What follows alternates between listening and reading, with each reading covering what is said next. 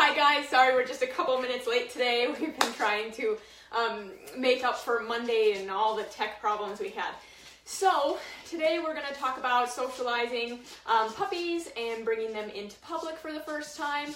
And so I actually have two dogs here that are going to help me today. I've got Drake, but he's so confident that I didn't think he was going to do a great job at our demo. I mean, I think he's going to do a great job, which will be the problem, is that he will. I think he's going to kill it. So I also brought my little terrier down so you could see a dog who's a little more nervous. Her name is Izzy. She's going to walk in and out for a minute. She is not a service dog in training, but she is, she has some confidence issues. So just thought she would be a good demo dog. Plus she loves to help and she loves her treats. So what I wanted to do really quick was kind of give you guys a little bit of background on me so you kind of know where I come from, because we haven't really talked about that yet.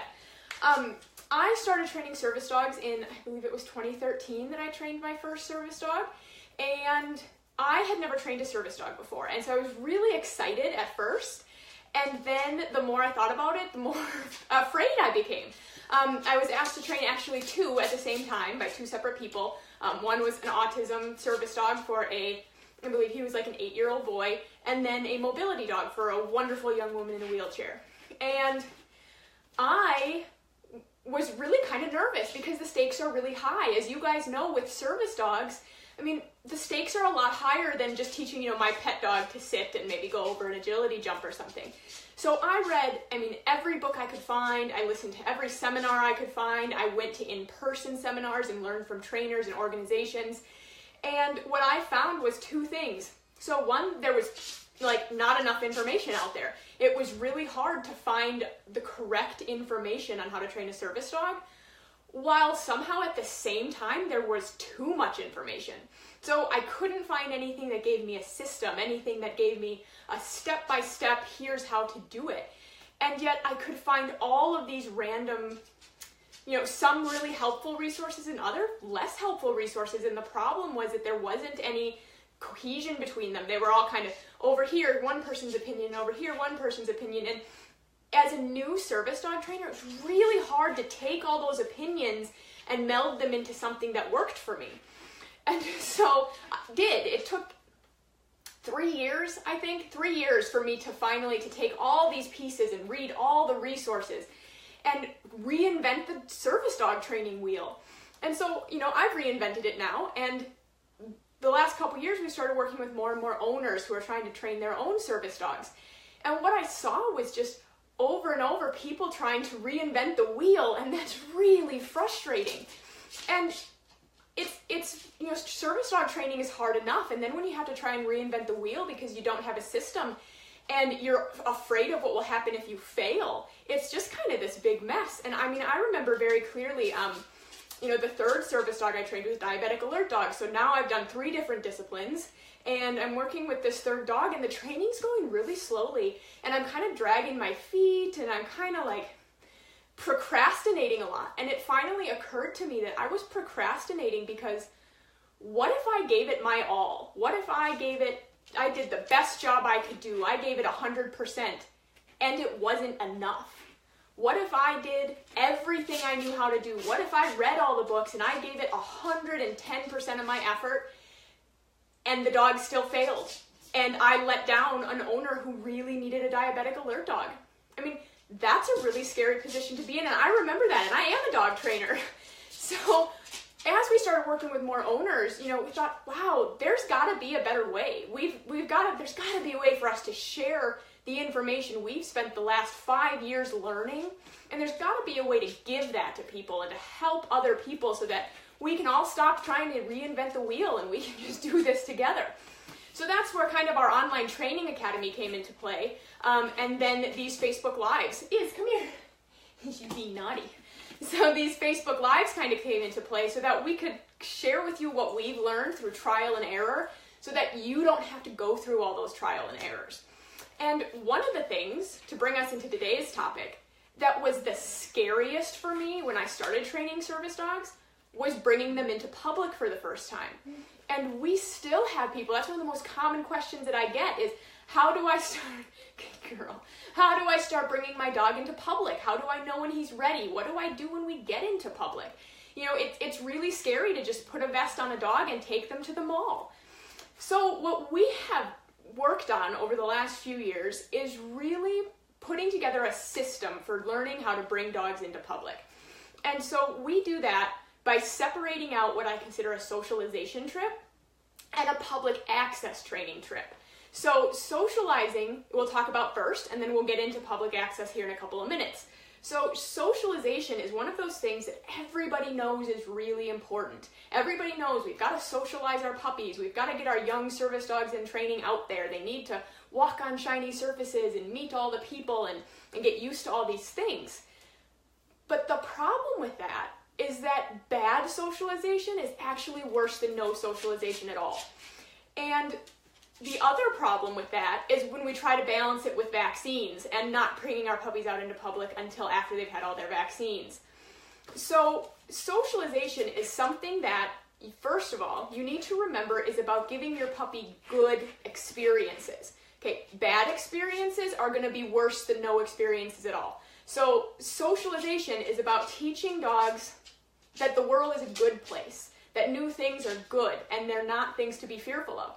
So dogs categorize their world into safe and normal and unsafe and abnormal. And your puppy has a socialization window that closes at 12 weeks. So the prime time to socialize your puppy is between 8 and 12 weeks. And during that time, your puppy is learning what things in the world are considered normal and safe, and what things are considered abnormal and therefore unsafe. So if a puppy never walks on a shiny floor until he's 6 months old, you may have a problem on your hands because you may have a dog who's decided that he's never seen a shiny floor before, and that means that shiny floors must be unsafe. So if that socialization window closes at 12 weeks, then naturally the question is, well, what about vaccines? Because our puppies aren't fully vaccinated until they're 12 weeks old. And here is how we handle it. And I have linked to the American Veterinary Society of Animal Behavior in the show notes for this video, their position statement on puppy socialization and why it has to happen before 12 weeks of age. Because that socialization window closes. And that is just as risky. Missing that socialization window is just as risky as waiting, as the risk of disease because of vaccines. Now, what I will say is that we take our puppies out into public right away. We start right away as soon as they come to stay with us. And we balance that with vaccines in two ways. Okay, one, we work with our vet very closely. So our vet knows what puppies we have. They know how old they are. They know what vaccines they've had. And they're the ones that are up on any outbreaks in the area. So if I take Drake to the vet, he's going next week to get his last puppy shot. And my vet says, hey, just so you know, there's a parvo outbreak in the La Crosse area, then we're probably not going anywhere until my vet tells me that it's safe. Because if there's a big risk in your area, if there's an outbreak in your area going on, then that's of course a real concern. And so you need to be working with your vet very closely as you make this decision between, balancing vaccine safety and getting your puppy socialized. So we work very closely with our vet. The other thing is that we take our puppies out right away, but we avoid places like the dog park or Petco, places where large amounts of very likely unvaccinated dogs have been. So Drake went to Sears. I've actually linked to that video in the show notes as well. That was his first public access trip. And in Wisconsin, service dogs in training have public access rights if they're with a service dog trainer. So he was able to go into the mall with me. In your state, that might not be the case, and then you're kind of looking at other places.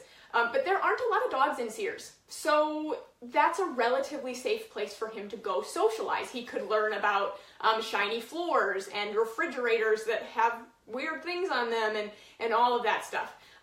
Good places to go are like a lot of craft stores allow puppies or allow dogs in general. A lot of them are pet friendly, but there aren't a lot of dogs there. So that's generally a pretty safe place to go, as is a lot of Home Depots and Lowe's. They allow pets. And so those are good places to take your puppy for socialization, because socialization has to happen right away. And so you need to find places that you feel comfortable taking a puppy who's not done with his vaccine series yet. And to do that, we recommend, avoid the places like Petco and the dog park where there are lots and lots of dogs, and then work with your vet. Work very closely with your vet to determine where would be the safest places that everybody can feel comfortable taking them. So on the note of socialization, before we get into public access, socialization, your dog should be meeting new people. They should be meeting new surfaces. They should be walking on things and going through doors and meeting new dogs and all of that. On a socialization trip, our puppies are allowed to meet people. We don't allow other people to give them treats because I don't want them to learn that everybody has got food for them, but they are allowed to meet people. So, I would ask my puppy to sit and then say, okay, go say hi, and now he can go make a new friend. If he's wearing a vest and he's doing public access training, then he's not allowed to say hi to people. We make that distinction right away with our puppies. If you're wearing a vest and you're working, you need to ignore everybody. If you're not wearing a vest and mom says it's okay, then you can go make friends. So for socialization, and we'll hit that again in a minute, but for socialization, remember, we want our puppies to have good experiences. So what I'm going to get out is a tippy board, and this is something that moves. And I'm fairly certain Izzy's going to be nervous about that because she is not a very optimistic dog. Okay, if you guys saw our video last week with the cardboard mountain, Izzy is too afraid to do that. Okay, she will hardly eat out of a cardboard box if it requires her to put her head in it. So what I want to do is give Izzy a good experience with this thing that moves. And so that means I'm going to pair it with lots of treats. It's actually just dog food because she's really easy to motivate, but I'm going to pair this with lots of treats. And if she's afraid of it, the last thing I'm going to do is force her to step on it. Because remember, a bad experience is actually going to be worse. Oh, good girl. So maybe she's not going to be afraid of it. So I'm going, good. So we're just going to pair this really tippy movement with treats. Wow, I'm so proud of you. You did a good thing. Good job. See how, so that time it was a little bit scary. It moved in an unexpected way. But we're just pairing it with lots and lots of treats. Now, if she had been afraid of this, what we want to do is somehow make it less scary and make it less intense. So, for this exercise, I brought a bunch of towels so that I could put them under here and stop a bunch of the movement. So now the intensity of this socialization exercise has been decreased because now they're not moving so much. It's not moving so much. Now in public, the easiest way to lower the intensity of something that is making your puppy nervous is to move farther away from it. So a lot of our service dogs, the first time we take them to anywhere with an automatic door that opens and closes on their own, our dogs get kind of nervous about that because they've never seen doors that open by themselves. And so what we do is we take the dog as far away as they need to be in order to feel comfortable, which for some dogs is just 3 feet. For others, it's 20 feet. We take them, up to 20 feet away, and we just wait. We let them watch the door open and close. We give them treats every time the door opens and closes. And as they seem comfortable, then we move closer slowly. Okay, socialization is not the time to just make your puppy get used to it and see that nothing bad will happen. That is called flooding. You can Google it. It is very stressful for the animal to just be brought up to the scary thing and go, hey, look, see, nothing bad happens. I'm afraid of spiders, like really afraid of spiders, ants too, actually. I'm terrified of ants. And so one way to get me to be less fearful of the spiders would be to just throw a whole bunch of, peaceful, non-toxic, non-venomous spiders on me and go, hey, get used to it. They don't bite.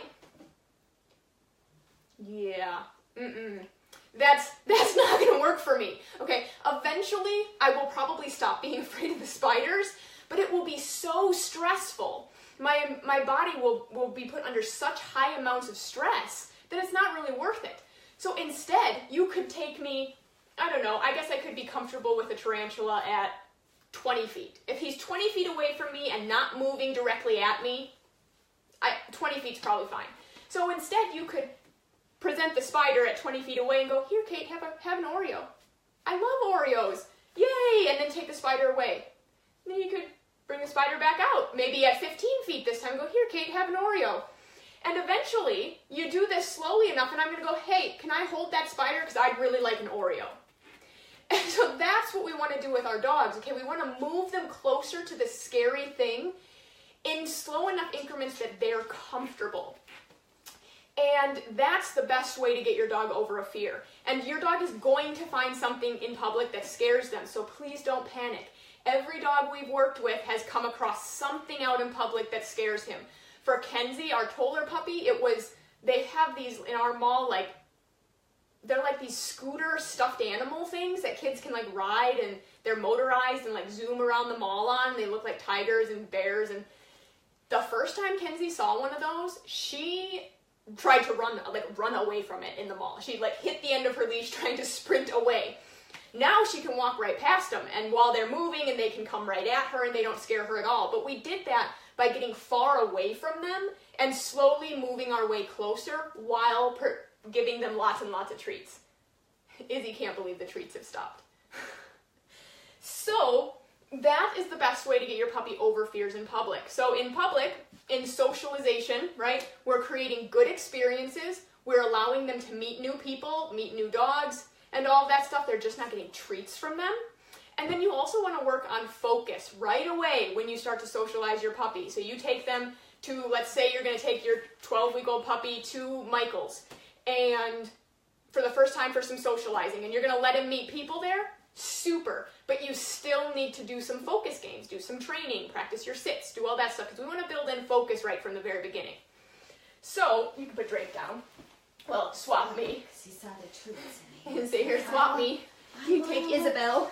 Come here, Izzy. All right, so we're going to let Drake have a turn while I talk about this public access training. Now, Drake went on a public access trip, which we have videoed and attached in the show notes. Good job. And when he was in his when he was in his vest, he was not allowed to meet the people, okay? He had to focus on me. He had to listen to known cues, so I expected him to sit, and I expected him to walk nicely on a leash, and all that stuff. Good job. Nice.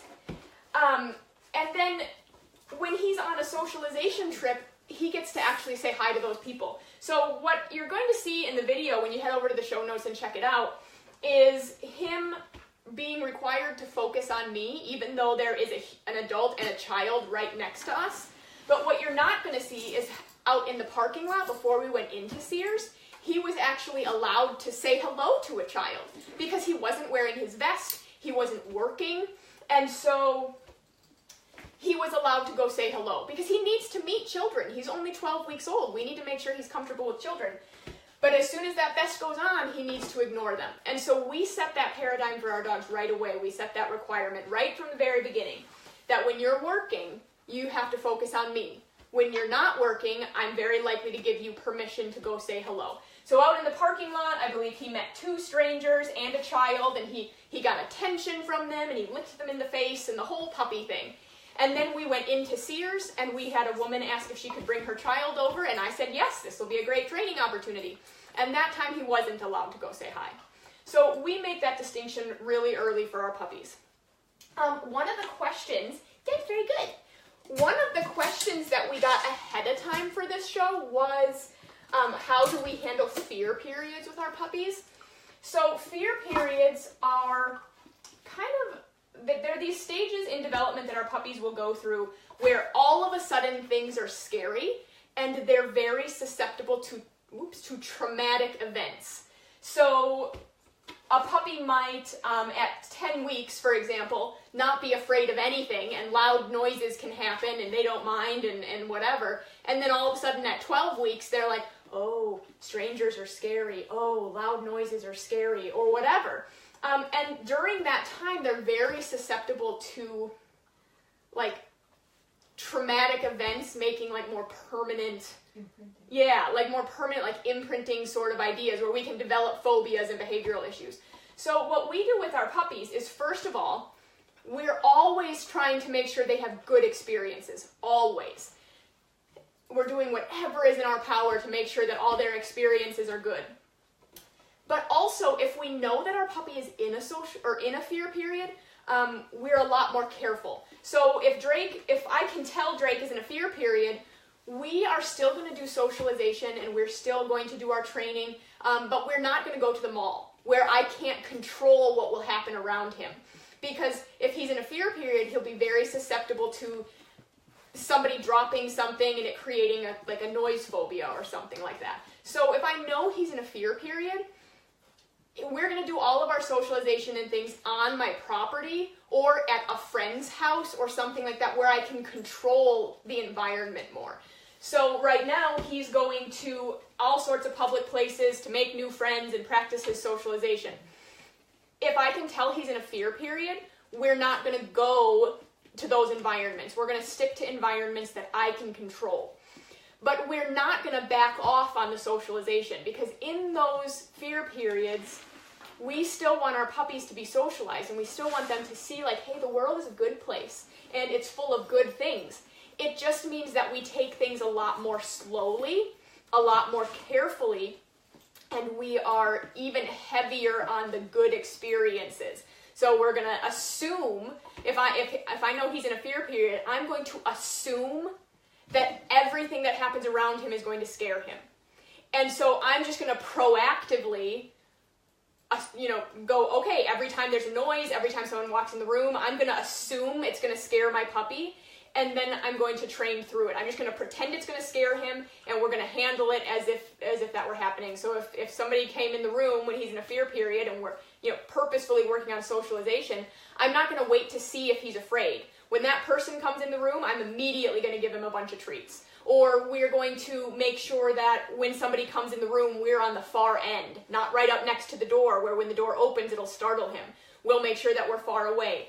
Do not underestimate the power of giving your puppy distance from things.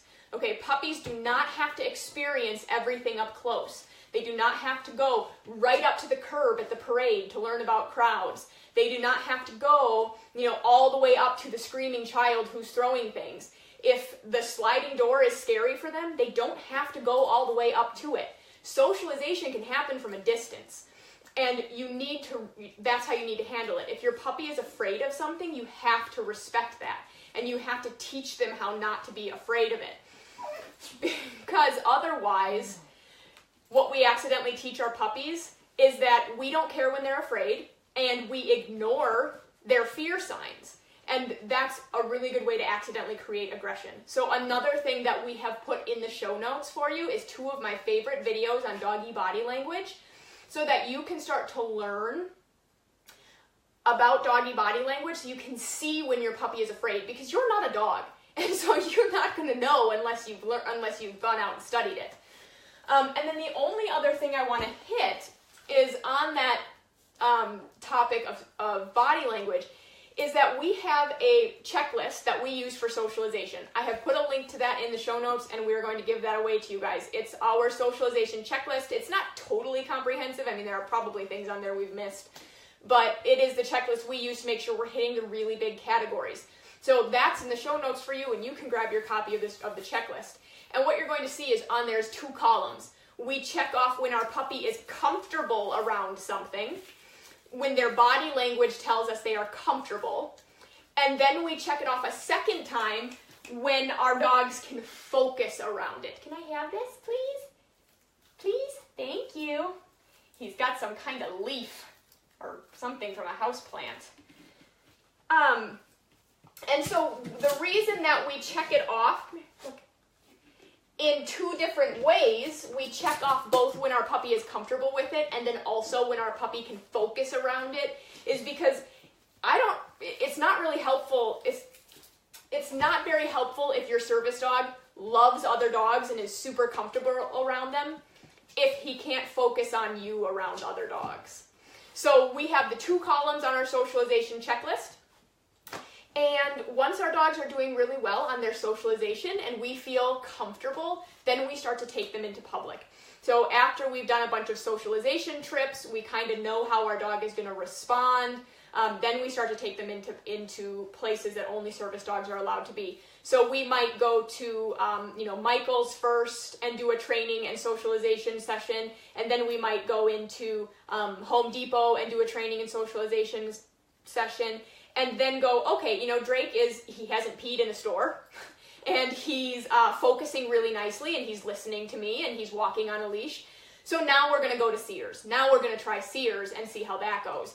And the advantage to doing this way, where you do your socialization trips first and then move into your public access training, is that you kind of know how your dog's going to respond when you go into Sears for the first time. Does anybody have any questions about any of that? This is a big topic. This is a very big topic, and is very important. So I think I talked about this way more than I had planned, but that's okay. So I know I hit the couple of questions that we had gotten before the show. Oh, somebody had also asked one, if you have a very friendly puppy who already loves people, excuse me, how to actually teach them to ignore people. And you're going to see that in the clip with Drake, where when people come past, we give him lots and lots of treats. And if your puppy is really, really social and really, really happy, is good. That's a good thing. That's definitely the problem to have if you're going to have a problem. But what you want to try and do is have your puppy earn the privilege to go say hello. So if we're out on a socialization trip and Drake wants to say hi to somebody, I'm going to ask him to sit and then tell him, okay, he can go say hi. So that he is allowed to say hi on those socialization trips, but he has to get permission from me. And then, of course, on a public access trip, he's not allowed to say hi no matter how badly he wants to. And you're going to see that in the clip where we had him in Sears, how we kind of handled that. What about loud noises, like in pool halls when a player breaks? Okay. In a pool hall. I went to swimming pools. I was like, when a player breaks, what does that mean? So anytime your puppy has a fear of something, you've got to find a way to lower the intensity. That's the first thing, is you've got to find a way to lower the intensity. So sometimes that's a recording, if you can find a really good recording of that sound. Sometimes it's just making any other loud sound. But you have to find a way to lower the intensity. So you've got to find a way to either lower the volume, or you've got to find a way to get your puppy further away from it. So the two things that come to me off the top of my head would be to get a recording of it and that you can play at home and pair it with treats. So you can turn the volume way down, play the recording, give the puppy a bunch of treats, turn the volume up a little bit, play it, give the puppy a bunch of treats, that kind of thing. Depending on where you're at, you can also potentially just stand outside the building and hold the door open and reinforce your puppy every time the sound happens. Generally, sound, they tend to be, unless your dog is really specific to just that sound. A lot of dogs who are nervous about sounds, they tend to be nervous about all loud sounds, or lots of different loud sounds. Will you stop eating the houseplants? And so if your dog is afraid of kind of all the loud sounds, then it's really easy because you can use any loud sound that you can find. Will you still have it? Puppy, don't you know houseplants are not for eating? Yucky. Jeez, I better find him a good dog trainer. Any other questions? And does that help? If you need more, head over to our Facebook group and we can help you out with that there. That's kind of the easiest place for us to give lots of more personal advice. But it's always, with puppies who are afraid of something, it's always about lowering the intensity and helping them to have good experiences at a lower intensity level and then slowly increasing the intensity over time. No more eating houseplants. All right. No other questions? And there is a lag. There's always a lag on this for us. So if you have questions that we didn't get to in the video, you can definitely head over to our Facebook group and we can answer them there. The links to all the resources that I have mentioned in this video are in the show notes, including our socialization checklist, a video of Drake, the videos of doggy body language. All of that stuff is in the show notes and you can get that stuff there. So, and I think I need to put up The link to the Facebook group is in there as well. So you can get all of that stuff if you head over to the show notes. And the show notes should be in the description already if I worked Facebook Live correctly today. And if it's not, I will add it as soon as we end the call. So you rock. Thank you.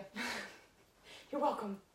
All right, well, we will see you guys next week. So stay tuned for that. The time is going to be a little bit different. It's going to be next Monday. I can't remember at what time. Well, we will figure it out and we will announce it in the Facebook group and on our Facebook page. So just watch for that. All right, guys. Good luck on your socialization and let us know if you have any questions.